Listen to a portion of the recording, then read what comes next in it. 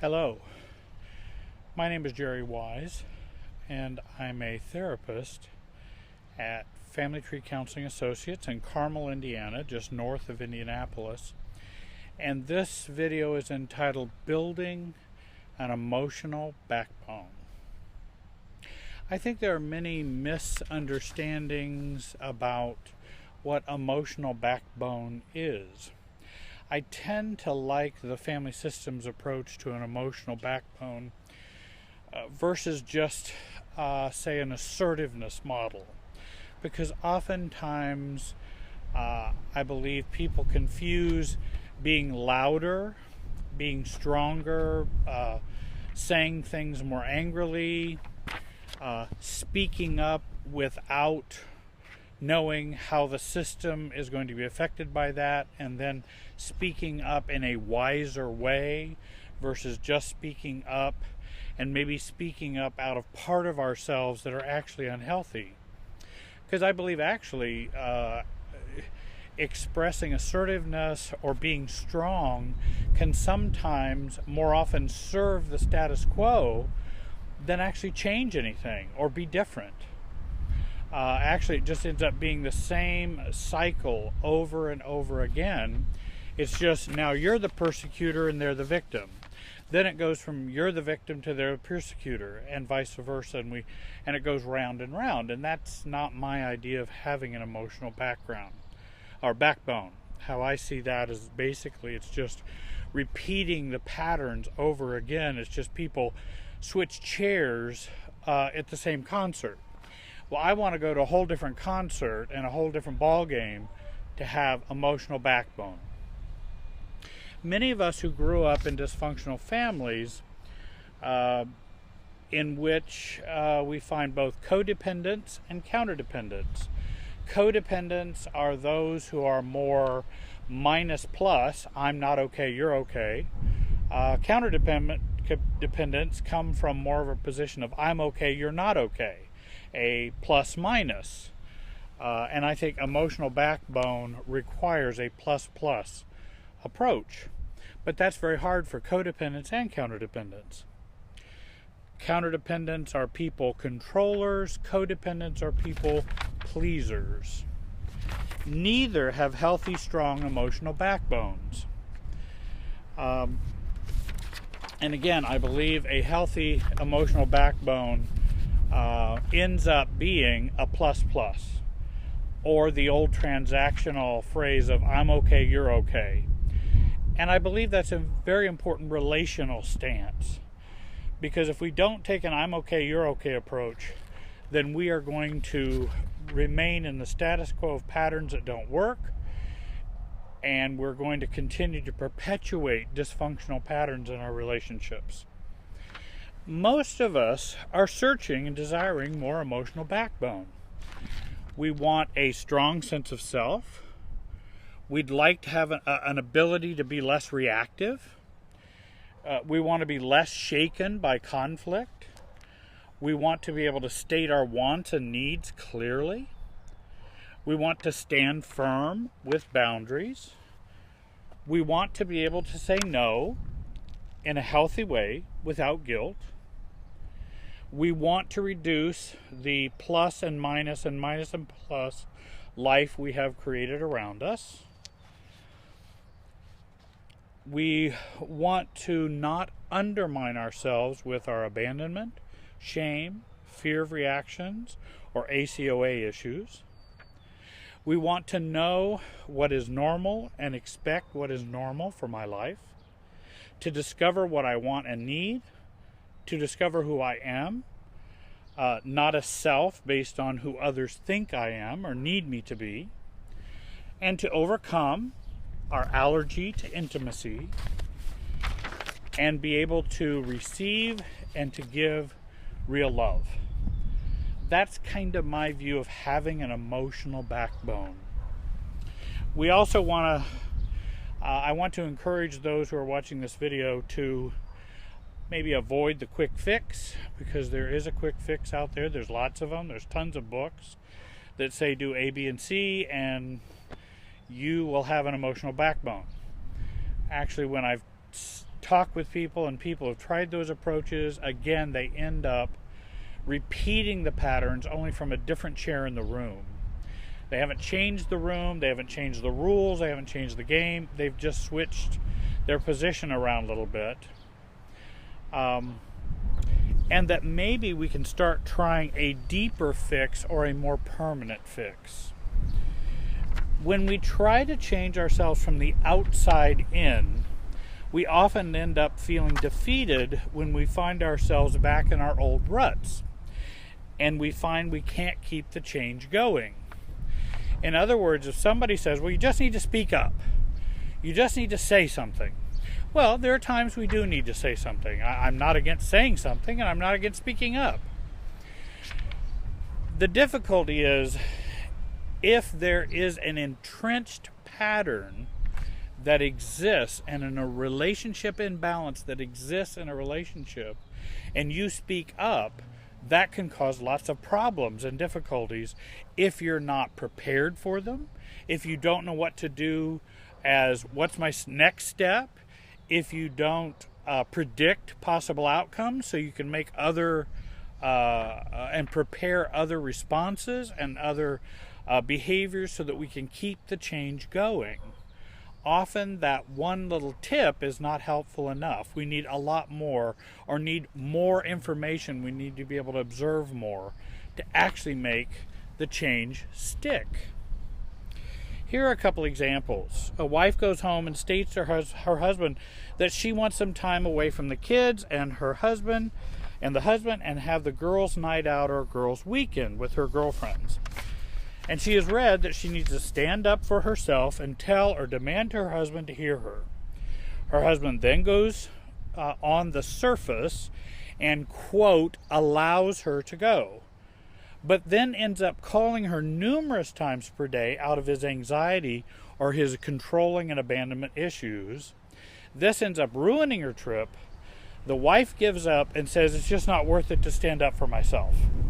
See what happens? It's just, I'm miserable if I stay home and I'm miserable if I go. Well, the difficulty and the problems there was not that she didn't stand up for herself. It's just she didn't know anything else but to stand up for herself. There's a lot more to building an emotional backbone than just doing that alone. There's a lot more going on, and there's a lot more happening, and we need to be prepared for it. Secondly, a man is controlled and guilt-tripped by his mother that he tries to get his mother to hear him and what he wants and needs. His mother ignores him and tries to get him to see how wrong he is and how her way is the best. He stands up to her or is assertive with her because his How to Be Assertive in 3 Easy Steps His How to Be Assertive in 3 Easy Steps book just said, go and tell someone what you need and what you want and be firm and don't back down. His mother tells all of his siblings how mean he's being. She is also triangled in with the man's wife to get him to get back in line. She even uses the grandkids to get her son to do what she thinks he should do. What she thinks he should do. He is frustrated with all the resistance, and his newfound strength starts to crumble or melt. He goes through drama and trauma with his mother, his wife, his kids, and just gives up going back to the same rut and wonders how he can ever be assertive in a way that works. These simple behavioral approaches, or what I consider outside-in approaches, and the 3 Easy Step approaches often fail. Unfortunately, because they don't address our inner child or the child within us who grew up and was imprinted by our family of origin. They don't address our stuckness within our family of origin and often our current family, wife, kids, etc. They don't address the parts of us which are wounded, hurting, shamed, confused, scared, abandoned, which cause the problems for the need for assertive anyway. We need to fix those problems so assertiveness works. One of the things I found out in doing research on assertiveness, because I'm very interested in assertiveness. I want people to be assertive. Assertiveness is a good thing.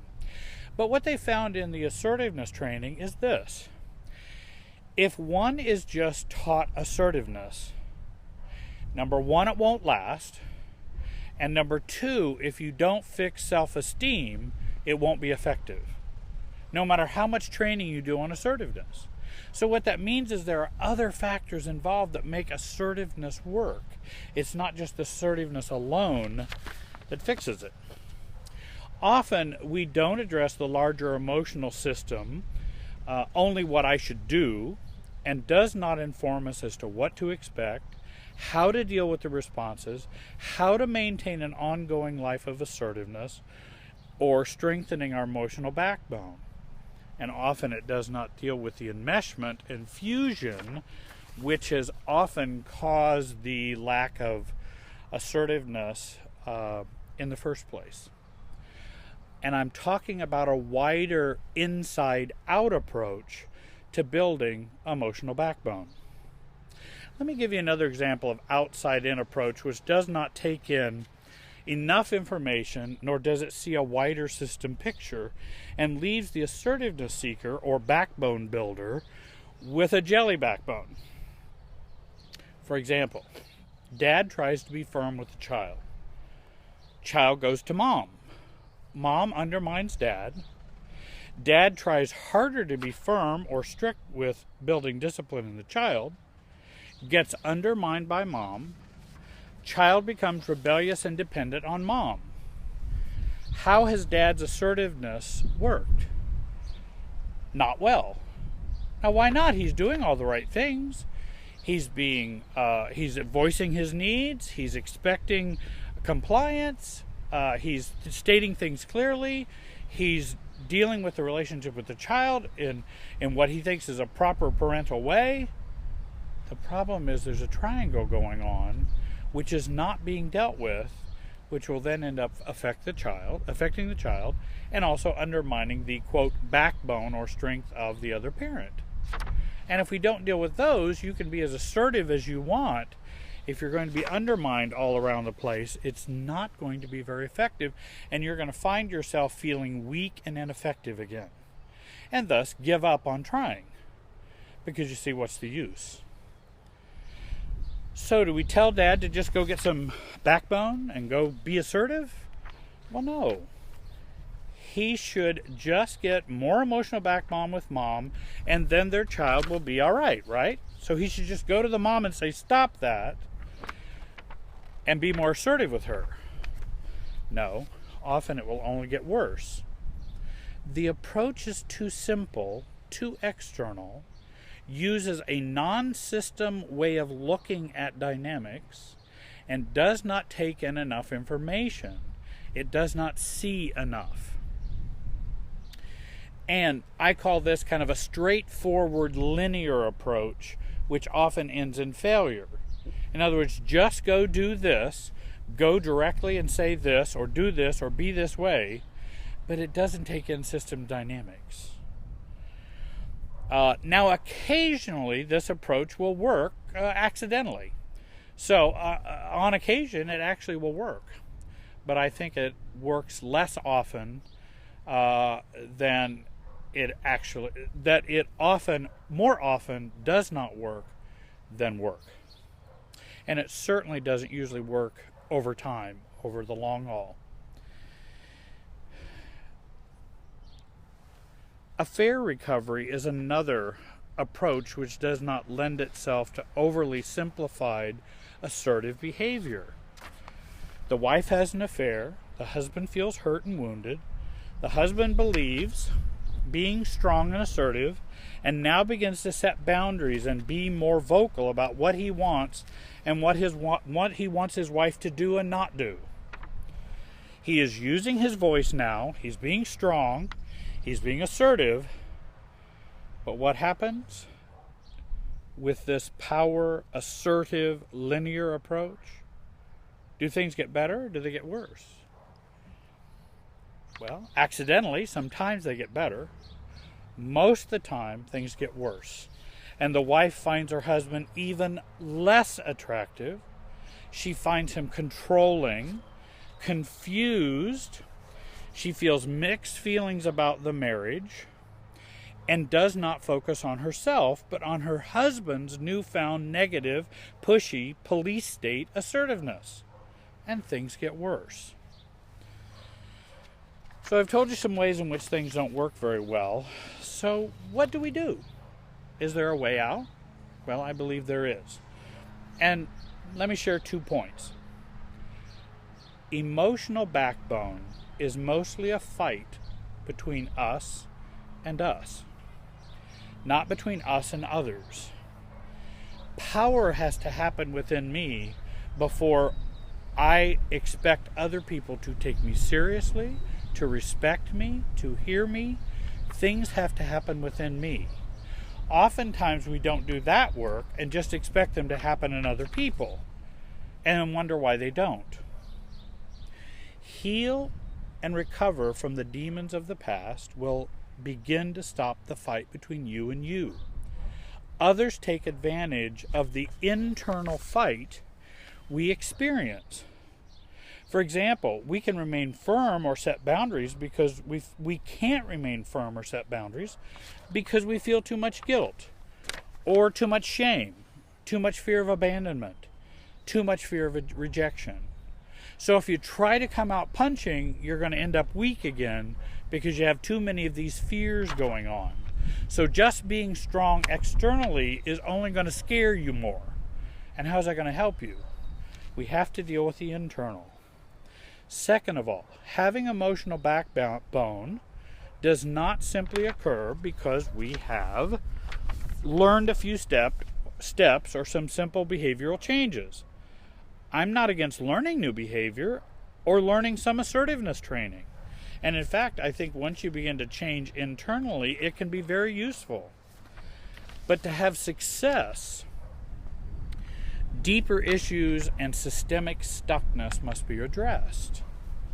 Using and having a voice, acting assertively, feeling and acting in a self-differentiated way only works well and in a long-term way if, and then let me share some things with you, if you learn to see and think systems, see how your lack of assertiveness and your sense of self is tied in with your family of origin and your current relationship system.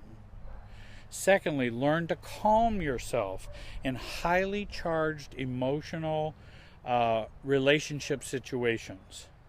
If we cannot calm ourselves, then we will fall back into the ruts of the past and our emotional demons will take over. And they'll take over one more time. Thirdly, become an expert on you. I don't mean selfish or self-centeredness. I mean becoming an expert on your thoughts, emotions, and not so much an expert on the thoughts and emotions and reactions of others. Now, systemic work and doing systems work does mean we kind of predict and can understand how someone else might react. But oftentimes we are far too much of an expert on others than we are on ourselves. Letting go of our naive and immature illusions, allowing us to grow up, though many don't want to because it's hard to grow up. Our illusions keep us weak and soften our emotional backbone. These illusions might be, I need my dad to love me to be happy and whole.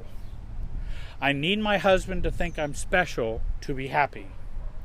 I need my kids to not hurt my feelings so I can feel good about myself. I need others to stop betraying me before I can be happy. I need my wife to love me so I can be happy. If I am loving enough, love will come back to me. If I only act like I have emotional backbone, things will get better. Overfunctioning for others will get me into heaven. Love is really love when enmeshment occurs. And I can never get over my past. These are some of these illusions that we have that keep us from having good and healthy backbone. Fifthly, dealing with codependency, fusion, and enmeshment is a more long-lasting way to build an emotional backbone. deal with enmeshment. That's going to make a big difference in feeling stronger and more powerful inside. Overfunctioning is another symptom of a soft emotional backbone. Helping and caring is not the same thing as overfunctioning. Doing self-care, also, number 7, builds emotional backbone. Let me share a little tip about saying no to others. Anne Brown, in her book on building emotional backbone, states, saying no is not about providing excuses. Saying no is not a rejection of others. Saying no is not about emotionally controlling outcomes. Saying no does not mean we are being difficult. I'd like to recommend some books to you. Saying What's Real by Campbell is his last name, very good book. When I Say No, I Feel Guilty by Smith. Developing Your Backbone, The Science of Saying No by Anne Brown. Your Mindful Compass by Chara, C-H-A-R-A. And the Harriet Lerner books like The Dance of Anger, The Dance of Fear. Mark Smith also has books available, Managing Abandonment Issues Through Recovery and Healing Toxic Shame Through Recovery. If you need help strengthening your emotional backbone, or need help with saying no without feeling guilty, or gaining a strong emotional backbone which allows you to quit controlling others, then I hope you'll give me a call or email me. I do in-office or Skype or Facetime counseling online. Please contact me if you have any questions. I hope you'll like this video. I hope you'll put comments below. I respond to those. And I really want to thank you for listening today. I hope today was a help to you, and have a great day.